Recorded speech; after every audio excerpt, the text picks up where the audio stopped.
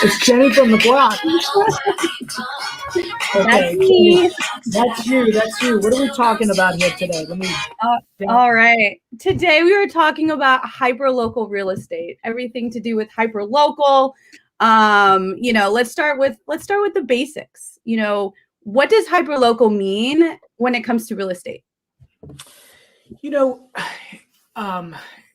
So when Matt and I started talking about this 6-7 years ago, we started talking about how can we serve clients at a higher level. And we started asking ourselves the questions like, well, okay, you would need to know the data better than anybody else, right? Mm-hmm. And you couldn't possibly know the data for the entire DMV area, right? It'd just be too tough to do. Mm-hmm. So you'd have to really go small in order to go big. And so we started saying, well, what if we just started focusing more in our backyard, in places that we already live, work, give, play, and we want to serve in those areas. And so hyperlocal is really just niching down into the community that you want to serve, the community that you want to be a superhero to. And so there are, there's hyperlocal geographic, and then there's kind of going after psychographic markets. Today, I think we're just going to go into the hyperlocal geographic market, right? Mm-hmm. And so, the best way to think about it, Jennie, is just your local realtor, your local plumber, your local dry cleaner, right? That is what hyperlocal is about. It's about being the community ambassador in the community that you want to serve. And how would an agent decide on, what neighborhood to focus on? Is it where their sphere is? Is it where their network is? Or is it where they live? Like what would you recommend to agents that are really looking to focus on that hyperlocal? It's about the area that what I found is the area that they become passionate about. And many times people become passionate about the community that they live in themselves, right? Mm-hmm. Where they might walk their dog, or where their children play, or where their children go to school, right? You get tied to the community and you become passionate about it. And so you should really target based on your passion, the area that you want to serve. Yes, you need to look at what turnover rate looks like in maybe a particular neighborhood or neighborhoods, but I find that if you can provide the passion, if you're passionate about it, that's the key element more than anything else, right? I know that we've failed forward in this area before, where we've told people, hey, we want you to cover this area, and this is going to be your area, and it's got a great turnover rate. But we've then learned, what? If they're not there every day, and if they're not passionate about it, they're not going to do it, right? So I think passion is the key indicator. Do you love it? Yeah. Definitely. Can you, as an agent, set up that, kind of model from the beginning, or is this something that kind of develops over time?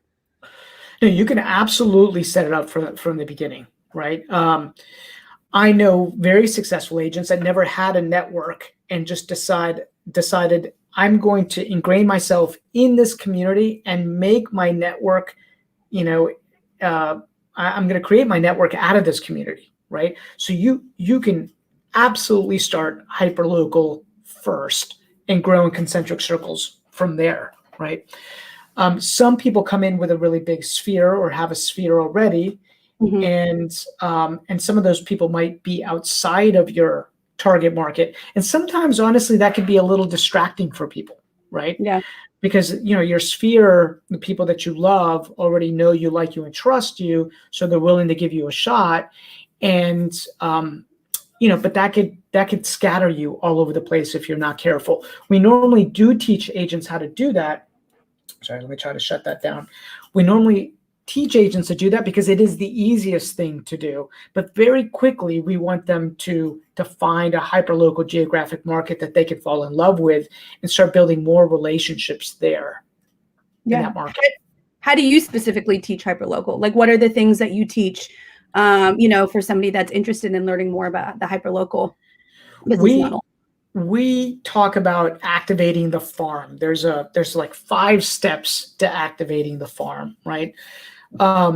And if you will actually maybe go through 6 steps, because you got to pick it first, right? So find the area that you love, that you want to serve, number one. Understand the data in that market and really research the data in that market. Find out who the top players are in that market to understand what they're doing and how you kind of fit in, how you might be able to fit in from a marketing standpoint. I call this creating your zone or zoning your business. You need to first start off by asking yourself, some important questions like, who's dominating this market? What's their messaging? And then how am I going to play into that? And then once you've decided what it is, once you've made the commitment, this is my place, I'm planting my flag here, then it's about getting the work and doing the activity required, which is going to be a combination of 3 things, right? Prospecting, networking, and marketing. Those are the 3 things. Those are the 3 ways, right?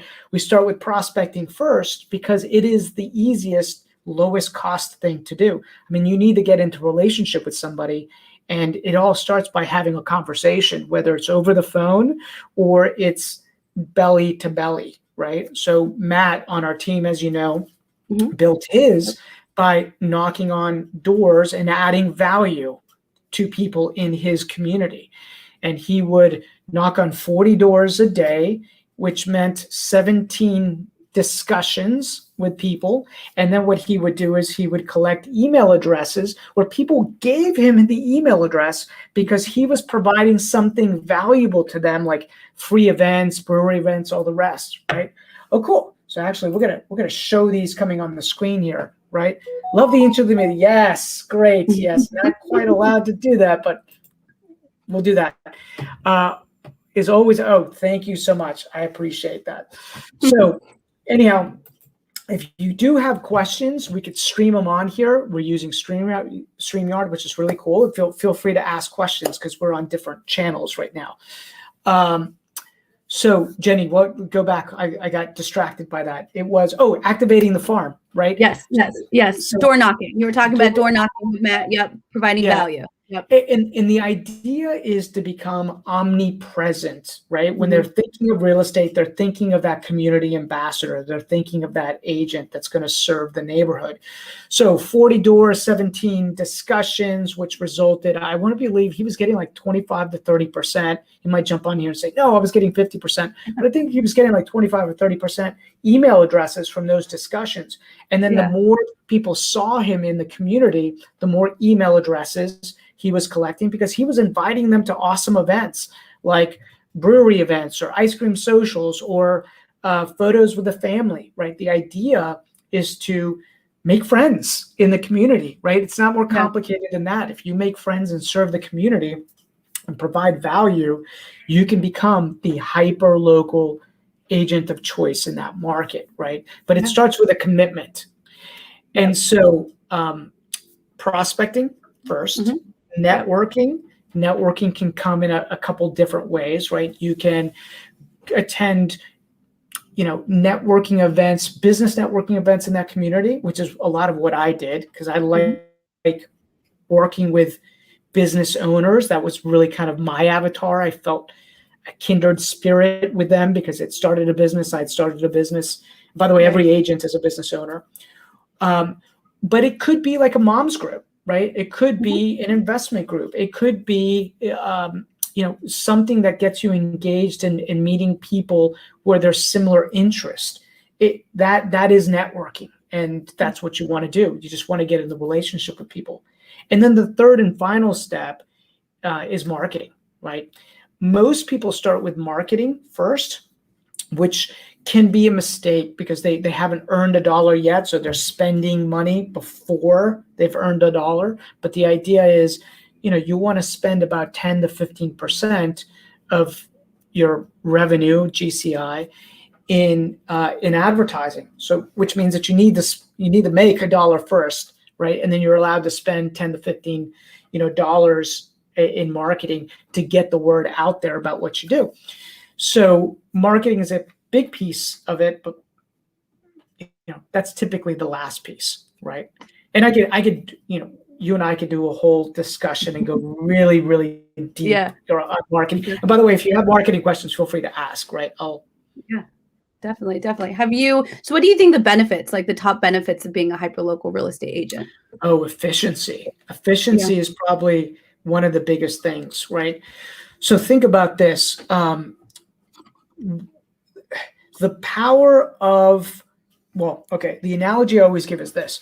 You get a magnifying glass, and we all know this from when we're little kids, or at least, I don't know if you played with a magnifying glass, but I did. And I would try to burn things. Maybe that's just a boy Yeah. thing to do, right? Yeah. So anyhow, you get that magnifying glass and you put it on a piece of paper. And if you move that piece of paper, that magnifying glass around, it never catches fire. You have to hold it there for an extended period of time. And then you start seeing smoke rising, right? And then all of a sudden it just kind of catches fire. Well, that is the power of having a hyper local territory, right? You've got to focus your energy on that. It's going to take a little bit of time, but eventually it catches fire. And what happens is one success leads to another success. So if you get a listing in that area, you get to put a sign in that yard. That sign attracts buyers, right? Which gives you the opportunity to have open houses, which means that you can get into relationship with more people, which means that neighbors saw that you then sold that property, put a sold sign on there. And when you do that 2 times, 3 times, 4 times, 5 times in a community, people start seeing you. And instead of having to drive all over God's creation in order to sell properties, right? You are focused in a very tight area. And there's what I call this kind of layering effect that occurs, right? And your marketing can become way more efficient because you're not spread out with your marketing. You're very focused. So it's more efficient when it comes to your dollars. It's more efficient when it comes to your time, right? And it compounds on itself. That's probably one of the biggest things. It's compounding constantly. So. Yeah. I mean, so obviously we're big about building community. Do you think hyperlocal is kind of the key to build community in a real estate business? Like for agents that want to focus on that building community piece, is that hyperlocal kind of what they're missing?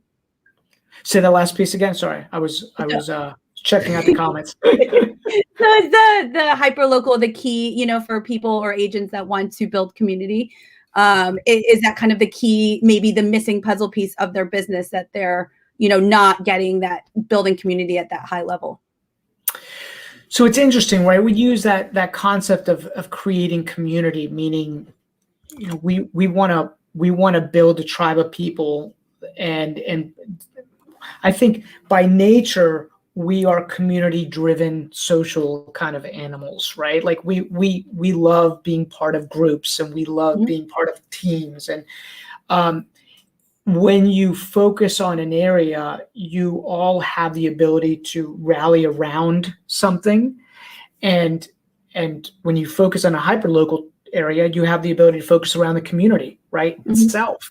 And so the more that you can actually give to the community, strangely enough, the community gives back to you. That's just how it works. It's called the law of reciprocity. So to answer your question, yes, I think what happens is agents don't focus on building community and coming from contribution and adding enough value to the place where maybe they raise their children or have their home, and instead are being pulled in lots of different directions.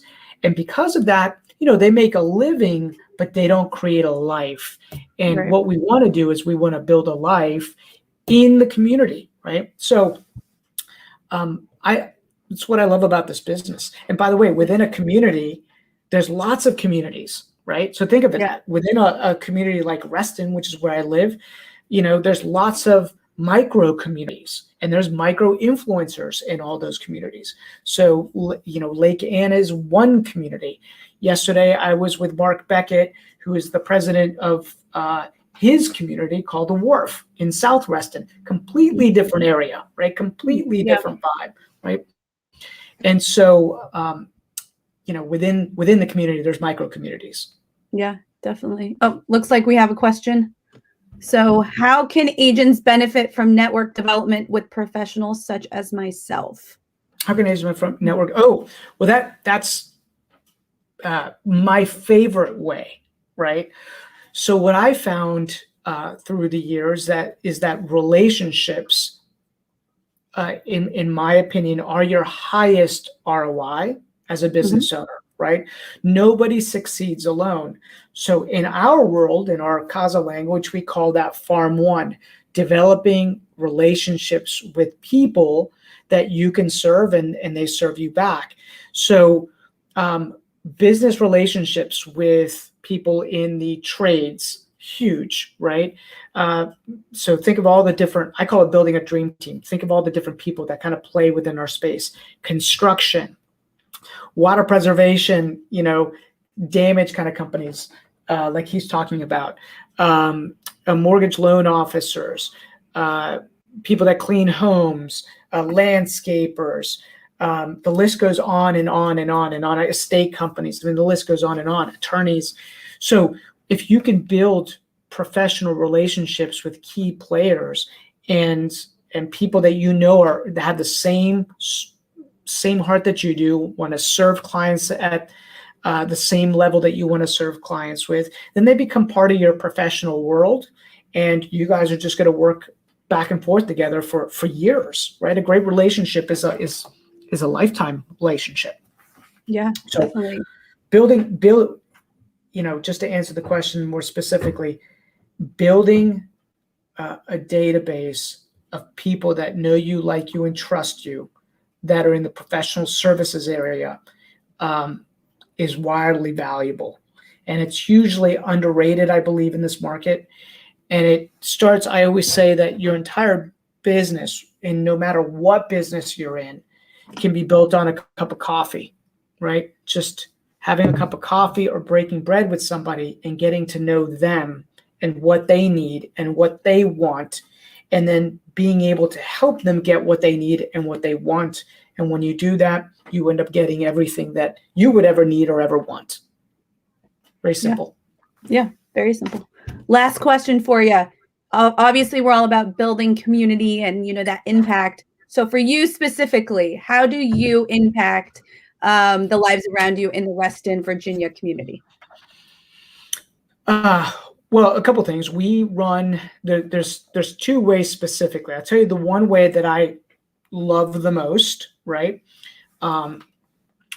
is that I help people in our local community create wealth through real estate, right? That's the one that's like my, flag in the sand. And I've been running a local real estate investment group for the last 13 years, the first Tuesday of every month.